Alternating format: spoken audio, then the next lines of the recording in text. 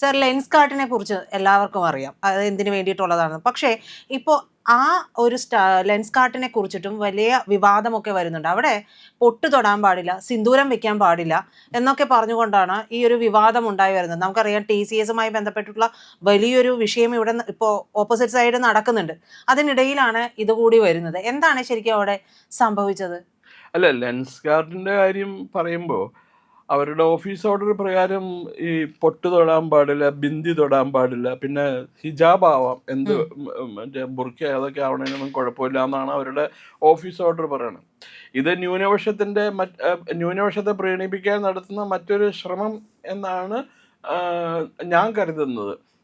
ഞാൻ ആദ്യം വിചാരിച്ചതൊരു മുസ്ലിമിന്റെ കമ്പനി ആയിരിക്കുന്നതായിരുന്നു. പക്ഷെ പീയൂഷ് ബെൻസാൽ എന്ന് പറഞ്ഞ ആളാണ് ഈ കമ്പനിയുടെ ഉടമസ്ഥൻ. CEO, ഫൗണ്ടറും CEO. അയാൾ തന്നെയാണോ അതോ കൂടുതൽ കൂടുതൽ പേർക്ക് താല്പര്യമുണ്ടോ, ഷെയർ ഹോൾഡേഴ്സ് മുസ്ലിംസ് ആണോ എന്നൊക്കെ നമുക്ക് അന്വേഷിച്ച് കണ്ടുപിടിക്കേണ്ടിയിരിക്കുന്നു. ഏതായാലും ഇങ്ങനെ ഒരു നിയമം കൊണ്ടുവന്ന ഓഫീസ് ഓർഡർ പ്രഖ്യാപിച്ചത് അത് അത്ര ഒരു നല്ല രീതിയിലല്ല. പക്ഷെ ഇതൊരു പുതിയ സംഭവമല്ല. ഇതിപ്പോ TCSൽ നടന്ന ലവ് ജിഹാദുമായിട്ടുള്ള കോർപ്പറേറ്റ് ലവ് ജിഹാദ് ഇതൊന്നും ഒരു പുതിയ സംഭവമല്ല പ്രജിത. ഇതിനു മുമ്പേ തുടങ്ങിയിട്ടുണ്ടായിരുന്നു. ഇതിനും കുറച്ച് നാൾ മുമ്പ് ടാറ്റ ഗ്രൂപ്പിന്റെ മറ്റൊരു കമ്പനി ഉണ്ട്, തനിഷ്ക് എന്ന് പറഞ്ഞിട്ട്, ഈ ആഭരണങ്ങളൊക്കെ ഉണ്ടാക്കുന്ന. ഈ തനിഷ്കിന് അഡ്വർടൈസ്മെന്റ് കണ്ടിട്ടുണ്ടോ? അത് ഒരു ഹിന്ദു പെൺകുട്ടി, അവള് മറ്റേ മുസ്ലിം യുവാവിനെ കല്യാണം കഴിച്ച് മുസ്ലിം യുവാവിൻ്റെ വീട്ടിൽ ചെല്ലുകയും ആ മുസ്ലിം യുവാവിൻ്റെ അമ്മയായിട്ടുള്ള കമ്മ്യൂണിക്കേഷൻ, ആശയവിനിമയമാണ് അതിൻ്റെ ഇതിവൃത്തം. അപ്പോൾ അതിന് തന്നെ നൽകിയിരിക്കുന്ന ഒരു മെസ്സേജ്, ഹിന്ദുക്കൾ താഴ്ന്നവരാണ്, അവർ മുസ്ലിങ്ങളെന്ന് പറഞ്ഞാൽ ഒരു വിശാല ഹൃദയരും എല്ലാ മനുഷ്യരെയും സ്നേഹിക്കാൻ അറിയാവുന്ന ആൾക്കാരാണെന്നൊരു മെസ്സേജാണ് അതുവഴി നൽകുന്നത്. അതിനെതിരായിട്ട് ഒരു വലിയ ജനരോഷമുണ്ടായി. അങ്ങനെ അഡ്വർടൈസ്മെന്റ് പിൻവലിക്കാൻ വരെ അവർ തീരുമാനിച്ചു. സാറേ, പക്ഷേ ഈ ലെൻസ് കാർട്ടുമായി ബന്ധപ്പെട്ടുള്ള വിഷയത്തിലേക്ക് തിരിച്ചു വരുമ്പോൾ ഈ പീയൂഷ് ബെൻസാൽ അദ്ദേഹം പറയുന്നത് ഇത് പഴയ മാർഗനിർദ്ദേശമാണ് എന്നാണ് പറഞ്ഞിരിക്കുന്നത്. അപ്പോൾ ഇതിൽ പറയുന്നത് അതായത് പൊട്ട് വയ്ക്കുന്നത് തെറ്റായി പരാമർശിച്ചിരിക്കുകയാണ് എന്നൊക്കെ പറയുകയാണ്. അങ്ങനെ പഴയ മാർഗനിർദ്ദേശമാണെങ്കിൽ പോലും അതിൽ ഇത്തരത്തിലൊക്കെ പറയുന്നത് ഉചിതമായിട്ടുള്ള കാര്യമാണോ? അല്ല, പഴയ മാർഗനിർദ്ദേശമാണെങ്കിലും പ്രജിത, ഒരു പുതിയ മാർഗനിർദ്ദേശത്തിന്റെ കോപ്പി അതിനെപ്പറ്റി ആരെങ്കിലും പരാമർശിച്ചിട്ടുണ്ടോ? പുതിയ മാർഗനിർദ്ദേശം ഉണ്ടോ? അവരത് ഡിസ്പ്ലേ ചെയ്യണ്ടേ? അങ്ങനെയാണെങ്കിൽ പുതിയ മാർഗനിർദ്ദേശം ഇതാണ് എന്ന് അവർ പറഞ്ഞിരുന്നാൽ കൂടി അന്ന് എന്തിനാണ് ഈ ഒരു ഇഷ്യൂ ചെയ്ത്? ബിന്ദി തൊടാൻ പാടില്ല, തിലകം തൊടാൻ പാടില്ല, കയ്യിൽ ചരട് കെട്ടാൻ പാടില്ല, ഹിജാബ് ഇടാന്ന് പറഞ്ഞു കഴിഞ്ഞിട്ടുണ്ടെങ്കിൽ അതൊരുമാതിരി ഡിസ്ക്രിമിനേഷൻ അല്ലേ, കന്നം തിരിവല്ലേ അത് ഒരുമാതിരി? അതിൽ പറയുന്നത് ഈ പറയുന്ന പോലെ സിന്ദൂരം ധരിക്കുകയാണ് എന്നുണ്ടെങ്കിൽ വളരെ കുറച്ചു മാത്രമേ വെക്കാൻ പാടുള്ളൂ, നെറ്റിയിൽ വീഴരുത്, അതായത് ബിന്ദി അതായത് പൊട്ട് അനുവദനീയമല്ല എന്ന് പറയുന്നുണ്ട്. അതേസമയം ഹിജാബ് അനുവദിക്കുകയും ചെയ്യുന്നുണ്ട്. അങ്ങനെ അതെങ്ങനെ ആയിരിക്കണം എന്ന് പറയുന്നുണ്ട്. ഹിജാബ് ധരിക്കുന്നുണ്ട് കറുപ്പ് നിറത്തിലായിരിക്കണം, ഹിജാബ് നെഞ്ചിന്റെ മധ്യഭാഗം കവർ ചെയ്തിട്ടുള്ളതായിരിക്കണം എന്നൊക്കെ കൃത്യമായിട്ട് മാർഗനിർദ്ദേശം കൊടുക്കുകയാണ്. അത് തെറ്റായ നടപടിയാണ്. കാരണം എന്താണെന്ന് വെച്ചാൽ, എങ്ങനെ ഡ്രസ്സ് ചെയ്യണം, എങ്ങനെ ഹിജാബ് ധരിക്കണം, എങ്ങനെ പൊട്ട് തൊടണം, എങ്ങനെ തിലകക്കുറി വരയ്ക്കണം എന്നുള്ളതൊന്നും പറയാൻ കമ്പനി മാനേജ്മെൻറ്റിന് അധികാരമില്ല. ഇപ്പോൾ ഒരു കേന്ദ്ര ഗവൺമെൻറ്റിൻ്റെ കീഴിലുള്ള സൈനികർക്ക് ഇടയിലാണെങ്കിൽ Indian army or navy or എയർഫോഴ്സിലും ഇങ്ങനെ ഒരു ഓഫീസ് ഓർഡർ ഇടുക എന്ന് പറഞ്ഞിട്ടുണ്ടെങ്കിൽ നമുക്ക് മനസ്സിലാക്കാം. പക്ഷേ ഈ ഹിജാബിൻ്റെ കാര്യത്തിനകത്ത് എനിക്ക് തോന്നുന്നില്ല ആർമിയിലോ നേവിയിലോ എയർഫോഴ്സിലോ ഇങ്ങനെ ഒരു നിയമം പാസ്സാക്കുന്നത്.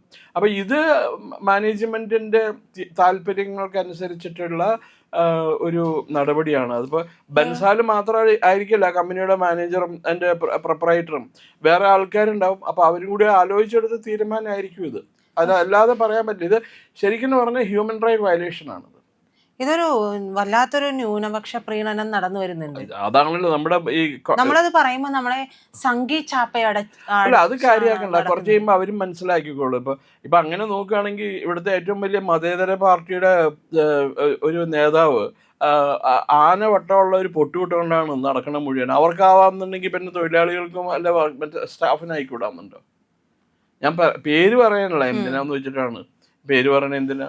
അപ്പം വേറൊരു നേതാവ് പറഞ്ഞിട്ട് നാളെ 15 വയസ്സ് 16 വയസ്സായ പ്രായമുള്ള പെൺകുട്ടീനെ മുസ്ലിം പെണ്ണെ കൊണ്ട് കല്യാണം കഴിപ്പിച്ചപ്പോൾ അത് മതമില്ലാതാക്കാനായിട്ടുള്ള ഏക മാർഗം അതാണ്, ഇങ്ങനെയൊക്കെയാണ് ഞങ്ങൾ ചെയ്യണതെന്ന്. അയാളുടെ മകളെ അയാൾ കല്യാണം കഴിച്ചു കൊടുക്കും. അതേപോലെ ഇവിടെ എല്ലാത്തിനും ഒരു പ്രത്യേകതയുണ്ട്. ഹിന്ദുക്കളെ ആർക്ക് എങ്ങനെ വേണമെങ്കിലും ആട്ടും തുപ്പും, അവരെ എങ്ങനെ വേണമെങ്കിലും ചവിട്ടി താത്താം. മറ്റുള്ളവർ അവർ വലിയ ആൾക്കാരാണെന്നും പറഞ്ഞുകൊണ്ട് സാറിന് ഓർമ്മ ഉണ്ടാവണം, കുറച്ച് നാളുകൾക്ക് മുമ്പ്, കുറച്ച് വർഷങ്ങൾക്ക് മുമ്പ് ഹോസ്പിറ്റലുകളിൽ ഉപയോഗിക്കുന്ന ഡോക്ടേഴ്സും നഴ്സുമാരും ഉപയോഗിക്കുന്നിടത്ത് ഹിജാബ് ധരിക്കണം, അല്ലെങ്കിൽ ഫുൾ കൈ ഉള്ള അവർക്ക് ഇടാൻ വേണ്ടിയിട്ട് അനുവദിക്കണം എന്നൊക്കെ പറഞ്ഞുകൊണ്ട് വലിയ വിവാദമൊക്കെ ഉണ്ടായി. ഒരു ഫുൾ അതുപോലെ മുഖം മറയ്ക്കണം എന്നൊക്കെ പറഞ്ഞിട്ടായിരുന്നു. അപ്പോൾ അങ്ങനെയുള്ള പല പല പല കാര്യങ്ങൾ അടിച്ചേൽപ്പിക്കാനായിട്ടുള്ള ശ്രമമുണ്ട്. അത് മതവൽക്കരിക്കുകയാണ്. അത് ഒരു ഡോക്ടർ, ഒരു നേഴ്സ് ആയിക്കോട്ടെ, ഇവരൊക്കെ എങ്ങനെയാണ് ഒരു രോഗി പരിചരണത്തിലേക്ക് വരുമ്പോൾ ഉണ്ടാകേണ്ടത്, അവരുടെ സൗകര്യപ്രദമായ രീതിയിൽ അവർക്ക് ഉണ്ടാവുക എന്നുള്ളതാണല്ലോ പ്രധാനമായിട്ടും നമ്മൾ ചിന്തിക്കുക. അവിടെയും മതപരമായിട്ടുള്ള കാര്യങ്ങളാണ് കൊണ്ടുവരുന്നത്. ഇപ്പോൾ TCSലാണെങ്കിൽ കോർപ്പറേറ്റ് ജിഹാദാണ്. ഇത്രയും നാളും കോർപ്പറേറ്റ് ജിഹാദ് എന്ന് പറയുന്ന സംഭവം ഇനിയിപ്പോൾ എല്ലാം കഴിഞ്ഞ് ലവ് ജിഹാദ് കഴിഞ്ഞ് കോർപ്പറേറ്റ് ജിഹാദാണ് കൊണ്ടുവരുന്നത് എന്ന് പറഞ്ഞ് കളിയാക്കിക്കൊണ്ടിരുന്നു. പക്ഷെ നേരെ സാക്ഷ്യമായിട്ട് ഈ ഒരു സംഭവം പുറത്തു വരികയാണ്. അതിന് പിന്നാലെയാണ് ഈ ലെൻസ് കാർട്ടിലെ വിഷയവും വരുന്നത്. ഈ പറയുന്ന നമ്മുടെ രാജ്യം ഇത് എങ്ങോട്ടാണ് പോകുന്നത് എന്നുള്ളൊരു ചോദ്യം ഭാഗ്യമാവുന്നുണ്ടല്ലോ. അത് കോർപ്പറേറ്റ് ജിഹാദിന്റെ കാര്യം പ്രജിത പറഞ്ഞപ്പോൾ ഒരു കാര്യം കൂടി പ്രത്യേകം പറയണം. സാമൂഹ്യ മാധ്യമത്തിൽ വന്ന ഒരു ഇതാണ്, ടാറ്റ കൺസൾട്ടൻസി സർവീസിൽ ഉദ്യോഗം വഹിക്കുന്ന ഒരാൾ എഴുതിയതാണ്. അവരുടെ ഒരാഴ്ചത്തെ പ്രവർത്തന രീതി, വർക്കിംഗ് ഡേ, 7 ഡേ വീക്കിൽ എങ്ങനെയാണ് ചിലവഴിക്കുന്നത്. ഞായർ, തിങ്കൾ, ചൊവ്വ, ബുധൻ, വ്യാഴം വർക്കിംഗ് ഡേ, വെള്ളി ഹോളിഡേ, ശനിയാഴ്ച വീണ്ടും വർക്കിംഗ് ഡേ, അങ്ങനെയാണ് പോണത്. വെള്ളിയാഴ്ച ദിവസം വർക്കിംഗ് ഡേ ആണ്. ഞാൻ ഇനി കൂടുതൽ പറയാനില്ല. അപ്പം നമ്മുടെ ഗവൺമെൻറ് സ്കൂളുകളിലൊക്കെ മതേതരത്വം പഠിപ്പിക്കണ നമ്മുടെ ഗവൺമെൻറ് സ്കൂളുകളിൽ വെള്ളിയാഴ്ച ഉച്ചയ്ക്ക് 12 മണി തൊട്ട് ഉച്ചയ്ക്ക് 2 മണി വരെ ആണ് ലഞ്ച് ബ്രേക്കും. എന്തിനാ? മുസ്ലിം കുട്ടികൾക്ക് പള്ളിയിൽ പോകാനായിട്ട്. പിന്നെ മലപ്പുറത്തൊക്കെ പോയി കഴിഞ്ഞാൽ ഗവൺമെൻറ് സ്കൂളുകൾ തന്നെ വെള്ളിയാഴ്ച അവധിയാണെന്നാണ് പറയുന്നത്. ഞാൻ അടുത്ത കാലത്ത് കേട്ടതാണത്. ദെൻ ഞങ്ങളുടെ നാട്ടിൽ പെരുമ്പാവൂരിൽ പോർക്കിറച്ചി വിൽക്കാൻ പാടില്ല, ഒരു എംബാർഗോ ആണ്, അൺറിട്ടൺ എംബാർഗോ ആണ്. പന്നിയിറച്ചി വിൽക്കാൻ പാടില്ല അവിടെ. അതൊരു പ്രത്യേക മതവിഭാഗത്തെ അപമാനിക്കണതിന് തുല്യാന്ന് പറഞ്ഞുകൊണ്ട് അതിനൊക്കെ ഈ രീതിയിലാണ് ഇവിടുത്തെ മതേതരത്വം മുമ്പോട്ട് പോകുന്നത്.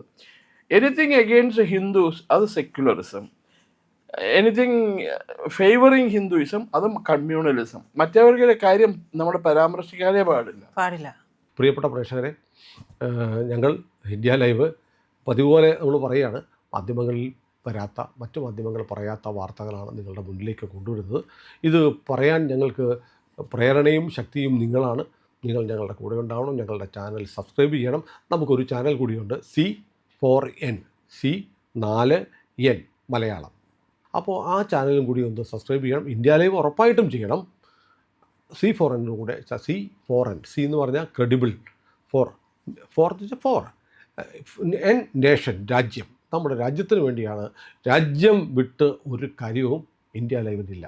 അതുകൊണ്ട് ഞങ്ങളുടെ കൂടെ ഉണ്ടാവണം എന്നുകൂടി അഭ്യർത്ഥിക്കുന്നു.